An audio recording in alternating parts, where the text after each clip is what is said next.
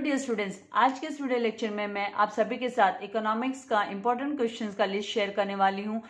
तो इसका explanation start करने से पहले मैं आप सभी से रिक्वेस्ट करूंगी कि अगर अभी तक आपने चैनल को सब्सक्राइब नहीं किया है तो जल्दी से चैनल को सब्सक्राइब कर बेल आइकन बटन पे प्रेस कीजिए ताकि आपको लेटेस्ट वीडियो के नोटिफिकेशंस मिलते रहे। वीडियो को लाइक करना एंड शेयर करना नहीं भूलना है। डियर स्टूडेंट्स, यहाँ पे जो आपकी फाइनल एग्जाम है वो उसका जो पेपर आएगा वो 80 मार्क्स का आने वाला है। 3 hours paper 80 marks and 20 marks जो है वो आपके एबीटी के लिए अलॉटेड है। एबीटी मतलब एप्लीकेशन बेस्ड टेस्ट इंटरनल्स का। तो आपके साथ उस क्वेश्चन के भी आंसर्स के साथ मैं लिस्ट जो इंपॉर्टेंट क्वेश्चंस की लिस्ट है वो शेयर करूंगी। तो यहाँ पे सबसे पहले ये जो पैटर्न के अकॉर्डिंगली ही मैं आप लोगों के साथ शेयर कर रही हूँ इंपॉर्टेंट क्वेश्चंस की लिस्ट। तो यहाँ पे note all questions are compulsory. आपको जो 80 मार्क्स का क्वेश्चन पेपर होगा उसमें सारे के सारे क्वेश्चन जो है वो कंपल्सरी क्वेश्चंस होंगे। आप ऑप्शन में नहीं छोड़ सकते कोई भी क्वेश्चन। आपको अगर कहाँ डायग्राम है टेबल है तो वो नीटली ड्रॉ करना है, डायग्राम टेबल, एंड अपना प्रेजेंटेशन देना है to score good marks. Figures to the right indicate full marks. अगर राइट फिगर आपने डायग्राम बनाया है तो आपको फुल मार्क्स मिलने के चांसेस होते हैं, इसीलिए जहां जहां अगर कहाँ डायग्राम है तो आपको डायग्राम के साथ प्रेजेंटेशन देनी है। Then write answers to all main questions on new page. नया जो क्वेश्चन आप स्टार्ट करते हो, जैसे क्वेश्चन नंबर 1 है तो वो एक पेज पे आ गया, नेक्स्ट पेज पे आ गया। अभी क्वेश्चन नंबर 2 के लिए आपके पास क्वेश्चन नंबर 1 के जो सब क्वेश्चन है वहीं पे स्पेस है, तो वहां से स्टार्ट मत कीजिए, आप न्यू पेज से स्टार्ट कीजिए क्वेश्चन 2 को। ठीक है, तो यहाँ पर अभी क्वेश्चन 1 में मैंने आप लोगों को ऑब्जेक्टिव क्वेश्चंस के लिस्ट नहीं दिए हैं इंपॉर्टेंट क्वेश्चंस के। तो आपको क्या करना है, एक्सरसाइज के पीछे दिए हुए सारे जो ऑब्जेक्टिव काइंड ऑफ क्वेश्चंस हैं उनको स्टडी कर लेना है अच्छे से, एंड अलॉन्ग विद दैट आपको टेक्स्ट बुक रीडिंग भी कर लेनी है, because it is going to help you all scoring well in your exam. तो आपको टेक्स्ट बुक रीडिंग की हैबिट होनी चाहिए। All chapters you have to prepare for objectives. ठीक है, एबीटी टेस्ट के लिए भी सारे चैप्टर्स आपको प्रिपेयर करने होंगे, chapter number 1 to chapter number 10। Now question number 2A में आपके साथ कुछ important questions, expected important questions जो इन जनरल हर एक कॉलेज में पूछे जाते हैं, इनमें से कोई 3 क्वेश्चंस तो डेफिनेटली जो है आपके पेपर में होंगे।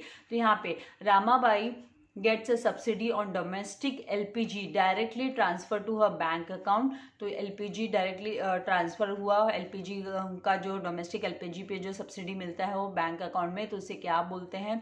ऑलरेडी मैंने इनके आंसर्स जो है PDF आंसर्स आप लोगों के साथ शेयर किए हैं, वीडियो लेक्चर्स लगाए हुए हैं एक्सप्लेनेशन के साथ, तो वो वीडियोस के हेल्प से आप ये आंसर्स फाइंड आउट कर सकते हैं। और अगर चाहिए तो आप टेक्स्ट बुक में भी मार्किंग ले सकते हैं। ना Ram's father utilized his provident fund amount to set up grocery store. Then vehicles manufactured by various automobile companies are now available in India. Human wants change। ये आप क्या करो, टेक्स्ट बुक में अपने मार्क कर लो, और अगर कोई क्वेश्चन आपके टेक्स्ट बुक के एक्सरसाइज में पीछे नहीं है तो आप नोट डाउन करके ले लीजिए इन क्वेश्चंस को, एंड बाद में आप आराम से मार्किंग कर सकते हैं। डिस्क्रिप्शन में आपको पूरे चैप्टर नंबर 1 to 10 के एक्सरसाइज सॉल्यूशन के वीडियोस की प्लेलिस्ट मिल जाएगी, तो वहाँ से भी आप हेल्प ले सकते हैं। He wants a change as per the season and preferences. Then 5th, Damu is a wealthy landlord but his annual income is relatively less in comparison to entrepreneur Rao Bahadur. Then Baban Rao deposits his money in a nationalized bank. Then 7th one, to facilitate research in robotic technology, Japan has invested rupees 1000 in India. Chaitali used her debit card to purchase a shirt for her younger sister. Then Raoji purchased a new tractor for his farm by taking a loan. Then 10th, Praveen from Latur works as a technician in the film division at Mumbai City। तो ये सब जो identify concept में क्या होता है, 1 mark you all must be knowing now. 1 mark आपको correct concept identify करने के लिए होता है, एंड 1 मार्क आपको एक्सप्लेनेशन के लिए रहता है, तो ज़्यादा आपको लेंदी लिखने की जरूरत नहीं है ये वाला answer. Then question number 2B, as per the यही बोर्ड पैटर्न में भी आपका 12th का बोर्ड एग्जाम होगा, तो उसमें भी यही पैटर्न फॉलो होने वाला है। Question number 2B, distinguish between any 3 आपको सॉल्व करने हैं। तो यहाँ पर मैंने आपको 10 क्वेश्चंस दिए हैं डिस्टिंग्विश बिटवीन के। Economic growth and economic development, economic infrastructure and social infrastructure, planning commission and NITI Aayog, short term credit and long term credit, birth rate and death rate, absolute poverty and relative poverty, then short term credit and long term credit, urban unemployment and rural unemployment, then here rural poverty and urban poverty, then cyclical unemployment and structural unemployment। ये distinguish between के list हो गए, 3 attend करने होते हैं, 6 marks का होगा ये क्वेश्चन आपके लिए। Then question number 3, answer the following any three आपको एक्सप्लेन करने हैं, 12 मार्क्स के लिए ये क्वेश्चन होगा। Explain any 4 measures taken for liberalization, then explain any 4 causes of low death rate. 4 point की पॉइंट एक्सप्लेनेशन के साथ आपको अच्छे से थरली पढ़ लेने हैं ये। Then explain any 4 causes of unemployment, then explain any 4 causes of high birth rate, then next is explain any 4 measures taken for globalization, explain any 4 basic concepts of macroeconomics, explain any 4 measures taken for development of economic infrastructure, explain the targets of 12th 5-year plan, explain the structure of NITI Aayog, जो last chapter है ये 12th 5-year plan, then structure of NITI Aayog, and explain any 4 measures taken for privatization। तो जो after आपके second semester में, जो first semester के बाद जितने भी चैप्टर्स हैं उनको एकदम थरली लॉन्ग आंसर्स के लिए प्रिपेयर कर लोगे तो आपको अच्छे मार्क्स मिलने से कोई नहीं रोक सकता। You will get the good marks. Then fourth one, state with reasons whether you agree or disagree with the following statements. तो एनी 3 आपको अटेंड करना है, 12 मार्क्स का ये क्वेश्चन होगा, जहाँ पर there is no difficulties in barter system, partition values have application only in theory but not in practice, then death rate is falling rapidly in India.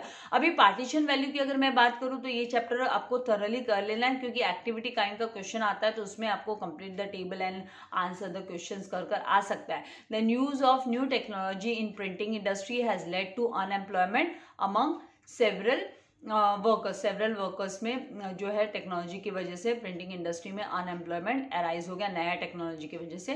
Then many task are accomplished by money, state governments have more significant role to play under NITI Aayog, India is experiencing population explosion, then government has given private enterprises free access to public sector, then relative poverty is universal by nature, regional imbalance is the only cause of poverty। So these are the list of questions do you agree and disagree के जो आपको अच्छे marks score करने में help करेंगे। Definitely इसमें से आपके एग्जाम में जो कोई भी कॉलेज के रहने दो एग्जाम्स, कोई भी कॉलेज में एग्जाम रहने दो, इनमें से डेफिनेटली 2 से 3 क्वेश्चन, डेफिनेटली 3 क्वेश्चन तो आपके इसमें आएंगे ही आएंगे पेपर में, क्योंकि ये most important and expected questions है। Then fifth question, complete the following chart, figure, table, read passage and answer the question. इस काइंड का क्वेश्चन होगा जहाँ पे चार्ट या पैसेज दिया होगा, उसमें से आपको ढूंढ के लिखना है ऑल। तो एनी 2, तो जितने भी passages and complete the diagram वगैरह जो दिया हुआ है, कंप्लीट द डायग्राम करके भी टीचर दे सकती है। तो आपको जो है स्टडी अच्छे से करना है। Observe the chart and answer the following questions, unemployment वाले चैप्टर में है, टेबल कंप्लीट करने के लिए आ सकता है, उस पर बेस्ड क्वेश्चन आंसर्स आपको पूछ सकते हैं। देन पैसेज दिया जा सकता है, तो आपको अपने अकॉर्डिंग इनको अच्छे से स्टडी कर लेना है। द लास्ट जो क्वेश्चन है आपका answer in detail. Answer in detail आपको एनी 2 क्वेश्चन अटेंड करने होते हैं। क्वेश्चन नंबर 5 में भी एनी 2 है, 8 मार्क्स के लिए आता है और स्टूडेंट्स इसमें फुल मार्क्स स्कोर कर ही लेते हैं। थोड़ा स्मार्ट बनना पड़ता है यहाँ पे, पहले से थोड़ा प्रिपरेशन करके रखते हैं तो कोई डिफिकल्टी आती नहीं है।